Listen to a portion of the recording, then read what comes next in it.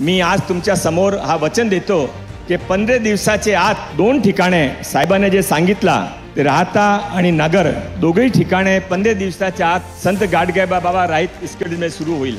छत्रपती शिवाजी महाराजाचे मूर्तीचे समोर तुम्हाला आपलं वचन देतो की 1 महिन्याचे आत आपण नगरमध्ये इंटरनॅशनल स्किल अकॅडमी सुरू करू। ते तुम्ही लँग्वेज शिक्षण पण देऊ, तिथे जे जॉब हवा आहे ते पण करू आणि तुमच्या पासपोर्ट व्हिसा तिथे राहायची व्यवस्था सर्व गायडन्स हा स्किल अकॅडमी करतील। असा 1 महिन्याच्या आत आपण इथे सुरू करू।